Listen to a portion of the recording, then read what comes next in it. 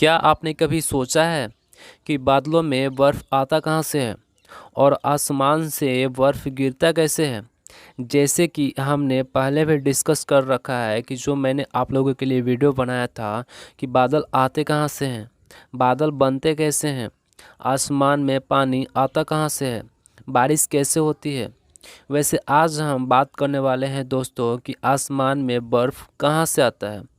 ये जो बर्फ़ अक्सर बारिश के मौसम में, सर्दी के मौसम में या ठंडे इलाकों में गिरते हैं, ये बर्फ़ ओले आते कहाँ से हैं और बनते कैसे हैं? आसमान से ये गिरते कैसे हैं? और भी सवाल हमारे दिमाग में आता है, जैसे कि ज़मीन से जब हम ऊपर की तरफ जाते हैं तो तापमान बढ़ना चाहिए। ऐसा हमारे दिमाग में आता है, क्योंकि जब सूर्य की और नज़दीक जा रहे हैं तो तापमान बढ़ना चाहिए, जबकि और घटता है। ऐसा क्यों होता है? और बर्फ़ जब गिरता है तो एक बार में एक ही जगह इकट्ठा क्यों नहीं गिरता? थोड़ा-थोड़ा करके हर जगह क्यों गिरता है? ये सारे सवाल आपके दिमाग में कहीं न कहीं घूम रहा होता है। तो ये सारे सवाल का जवाब जानेंगे हम आज की इस वीडियो के अंदर। तो हेलो दोस्तों, मैं हूं मनीष और आप देख रहे हैं मनीष तिवारी आरडीएक्स चैनल। तो दोस्तों, आपका मनीष तिवारी आरडीएक्स चैनल पे आपका बहुत-बहुत स्वागत है।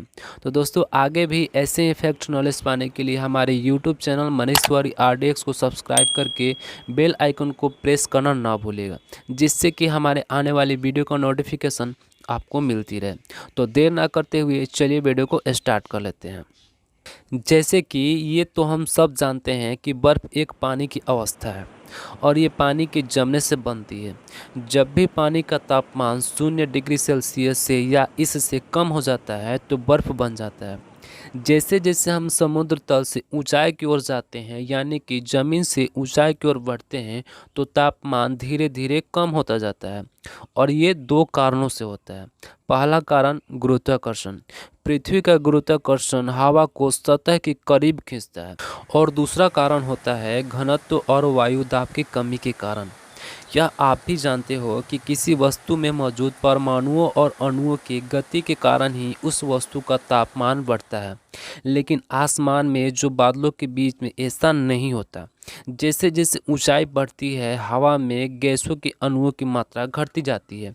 आसान भाषा में बोले तो जैसे जैसे हवा ऊपर की ओर बढ़ती है, हवा का विस्तार होता जाता है, यानी कि फैलाव भी बढ़ता है।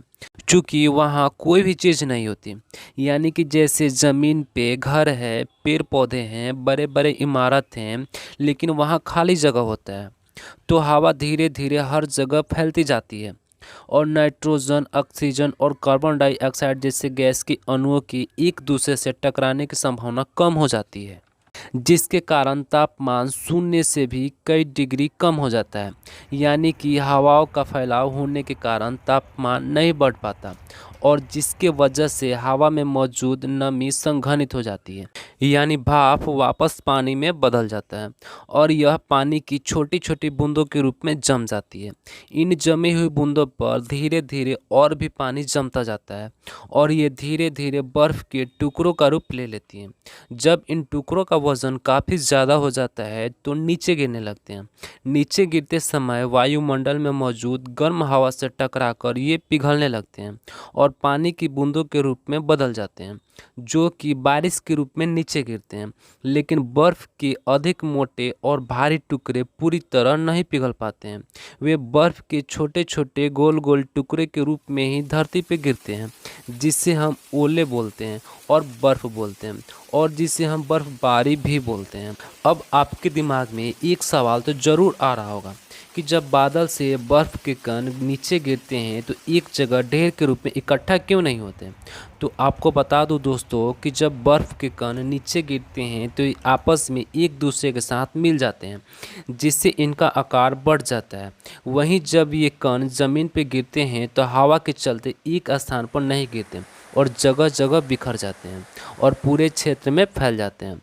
उम्मीद करता हूं दोस्तों कि आपको पता चल गया होगा कि बर्फ़ बनता कैसे है और गिरता कैसे है, और ऊपर जाते हैं तो तापमान बढ़ने की जगह पे कम क्यों हो जाता है।